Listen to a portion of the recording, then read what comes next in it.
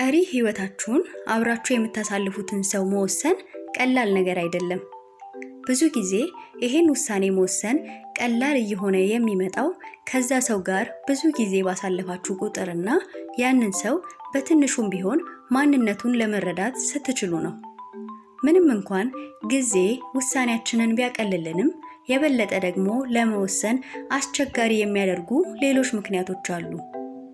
ፍቅር ውስጥ ስትሆኑ አብሯችሁ ያለውን ሰው ችግርና ጉድለት ለማገናዘብ ይከብዳችኋል። ያ ደግሞ እንዳትስማሙ ያደርጋችኋል። ነገር ግን እነዚህን ነገሮች በደንብ ማጤን ይኖርባችኋል። ምክንያቱም ፍቅር ብቻውን ዘላቂና እርስ በእርስ መከባበር ያለበት ግንኙነትን ለመመስረት በቂ ስላልሆነ ነው። ትክክለኛ አጋር መምረጥ እጅግ አስፈላጊ ነው። ትዳር መያዝ ቀልድ አይደለም። የእድሜ ልክ ዝግጁነትን ይጠይቃል። ይሄም ሁለት የተለያዩ ቤተሰቦችን አንድ ላይ ማምጣትን፣ ሁለት ህይወትን በአንድ ላይ መኖርንና በእነዚህ መሃል ያሉትን ነገሮች በሙሉ ያካተተ ነው። አንድን ሰው ስታገቡ ያገባችሁትን ሰው ሙሉ ማንነት ተቀብላችሁ ነው። ለዚህም ነው ለማግባት ከመወሰናችሁ በፊት ውሳኔያችሁ ልክ መሆኑን ከልባችሁ ማረጋገጥ ያለባችሁ። ግንኙነታችሁን ከውጪ ሆናችሁ ለማየት መሞከር አለባችሁ። የምትጣጣሙ ናችሁ? ከዚህ አንድ ሰው ጋር ቀሪ ህይወታችሁን ከዚህ ዓለም እስከምታልፉበት ጊዜ ድረስ አብራችሁ እንደምትሆኑ ታስባላችሁ? ከዚህ ሰው ጋርስ ልጆች ይኖረናል ብላችሁ ታስባላችሁ? ወደ ትዳር ከመገባቱ በፊት መጠየቅ ያለባቸው ብዙ ጥያቄዎች አሉ። ጥንዶች እነዚህን ጥያቄዎች በመጠየቅ ራሳቸውን ለትዳር ዝግጁ ማድረግ ይኖርባቸዋል። ወደ ጥያቄዎቹ ከመሄዳችን በፊት ለቻናላችን አዲስ የሆናችሁ ሰብስክራይብ አድርጉ።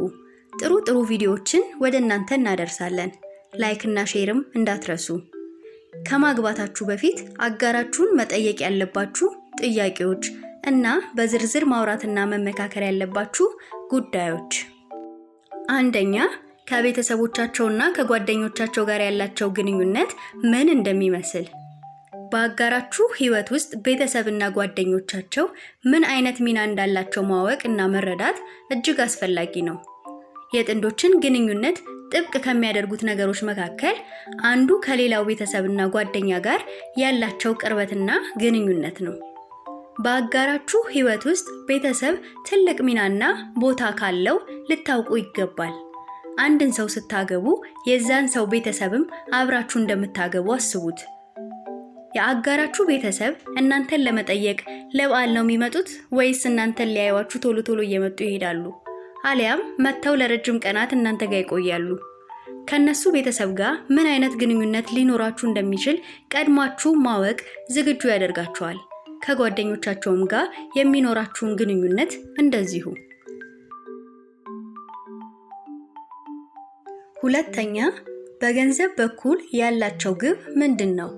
ገቢያቸውና ወጪያቸውን በተመለከተ አብራችሁ ምን ያህል ገቢ እንደምታገኙና በጋራ መድረስ የምትፈልጉበት ግብ የት ድረስ እንደሆነና በግላችሁም ያስቀመጣችሁት ግብ ካለ እና እዛ ለመድረስ ምን ያህል ጥረት እንደምታደርጉ ከአጋራችሁ ጋር ከመጋባታችሁ በፊት ልትማከሩና ልትወያዩበት ይገባል። አንዴ ትዳር ውስጥ ከተገባ በኋላ ገንዘባችሁ የጋራ ነው። ስለዚህ አጋሮቻችሁ ብድር ካለባቸው እንዲሁም ገንዘባችሁን በምን አይነት መንገድ እንደሚገለገሉበት አስቀድማችሁ መረዳት ይኖርባችኋል።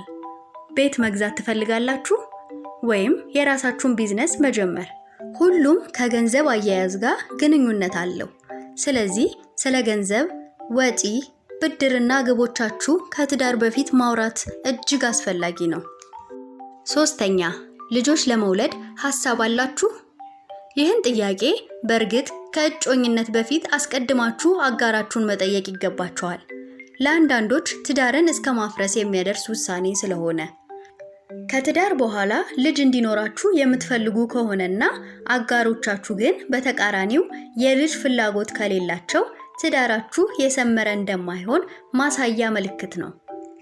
ወደፊት ሐሳባቸውን ይቀይራሉ ብላችሁ ማሰብና ለትዳር መወሰን የለባችሁም። ምንም ያህል ብትወዷቸውና ብታፈቅሯቸውም የወደፊት እቅድና ግባችሁ ካልተጣጣመ በተለይ ልጆችን በተመለከተ ትዳራችሁ የሚዘልቅ አይሆንም። ሁለታችሁም ልጆች እንዲኖራችሁ የምትፈልጉ ከሆነ ስንት ልጆች እንዲኖራችሁ ትፈልጋላችሁ? እና መቼ ልጆች እንዲኖራችሁ ትፈልጋላችሁ? ልጆች መውለዳችሁ አኗኗራችሁን በምን መልኩ ይቀይረዋል? ሁሉንም ነገር መነጋገርና ማሰብ ይኖርባችኋል። አራተኛ፣ ምን ያህል ጉጉና ዓላማ ያላቸው ናቸው? ትልቅ ምኞትና እይታ ለነገሮችም ጉጉ ከሆናችሁ አጋራችሁም እንደናንተ ባለ ትልቅ ምኞት ሊሆን ይገባዋል። ምን ያህል ሰዓት ስራ ላይ እንደምታሳልፉና ለቤተሰቦቻችሁ ወይንም ለስራችሁ ያላችሁን ዝግጁነት ተጽዕኖ ውስጥ እንዴት ሊገባ ይችላል የሚለውን። አጋራችሁ በስራው ወይም በስራዋ ላይ ከፍተኛ ለውጥ ለማምጣት ትጉህና ባለ ትልቅ ህልም ከሆነ ወይንም ከሆነች እናንተ ለነሱ ስራ ትልቅ መስዋዕትነትን ልትከፍሉ ትችላላችሁ። ለኔ ጊዜ አትሰጠኝም ወይንም አትሰጭኝም፣ ስራ ብቻ ነው የሚሉት ብሎ በትዳር ላይ መቀያየም የሚመጣው ቀድሞ ይሄን ካለመነጋገርና ካለመግባባት ነው። አምስተኛ፣ ባላችሁ ግንኙነት ውስጥ ቅርበታችሁና መዋደዳችሁ ሁለታችሁንም ያረካችኋል? የጥንዶች ወይንም ባለትዳሮች ግንኙነት ውስጥ ፍቅራቸውን የሚገልጹበት መንገድ ትልቁን ቦታ ይይዛል። የመሳሳብና ጥልቅ የሆነ የፍቅር ስሜት ሊኖራቸው ይገባል። በትዳር ውስጥ ያሉ ሰዎች ፍቅራቸው እንዲያድግና እንዲጠነክር። ያላችሁ የፍላጎት ደረጃ ይጣጣማል ወይም ይመጣጠናል? ካልሆነስ እንዴት አድርጋችሁ ልትፈቱ ታስባችኋል? አስታውሱ፣ አብራችሁ ካላችሁት ሰው ጋር ቀሪ እድሜያችሁን አብራችሁ ነው የምታሳልፉት። ስለዚህ ጥልቅ የፍቅር ስሜቶቻችሁ ካልተጣጣመ ወይም መቀበል ይኖርባችኋል፣ አለያም እርስ በእርስ ለመሳሳብ ሌላ መንገዶችን መሞከር ይኖርባችኋል። ምቾት ቢነሳችሁ እንኳን በግልጽ ልትወያዩበትና ልትነጋገሩበት ይገባል። ስድስተኛ፣ ስለ ጤንነት ባላችሁ አቋም ሁለታችሁም ደስተኛ ናችሁ? ጤናማ የአኗኗር ዘይቤ ካላችሁ አጋራችሁም እንደናንተው ቢሆን የተሻለ ነው።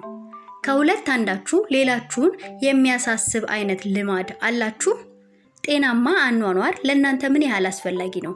ይሄን ስንልስ ምንን ያጠቃልላል? ይህ መጠየቅ ያለብን ወሳኝ ጥያቄ ነው።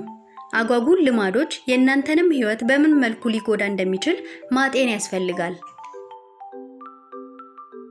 ሰባተኛ፣ ሃይማኖትና እምነታችሁ ተመሳሳይ ነው?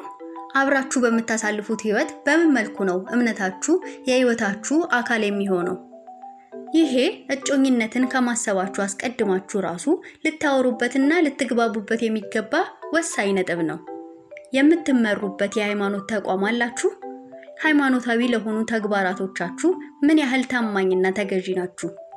ምን ያህል ጊዜያችሁንስ ትሰጣላችሁ? የተለያየ እምነትና ሃይማኖት ካላችሁስ ሁለታችሁም የሌላችሁን ምርጫ ታከብራላችሁ? ትቀበላላችሁ?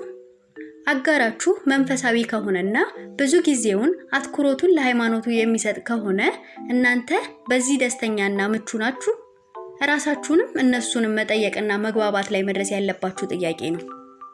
ስምንተኛ፣ ልጆችንና የቤት ውስጥ ስራን በተመለከተ ኃላፊነታችሁን እንዴት ነው ለመጋራት ያሰባችሁት? ከተጋባችሁ በኋላ እናንተና አጋሮቻችሁ ስለሚኖራችሁ የሥራ ኃላፊነት ልታወሩ ይገባል። ቤት ውስጥ የተለያዩ ኃላፊነቶቻችሁን ማን ምን አይነት ኃላፊነት እንደሚኖረው መግባባት አለባችሁ። ልጆች ከመጡ በኋላ የሥራ ፕሮግራማችሁ ይቀየራል? እነዚህን ነገሮች ከመጋባታችሁ በፊት ግምት ውስጥ ማስገባት አለባችሁ። በዚህ ቪዲዮ ስላነሳናቸው ጥያቄዎች ምን ታስባላችሁ? የቀሩ ጥያቄዎችስ ምንድናቸው? ኮሜንት ላይ ሐሳባችሁን አስቀምጡልን።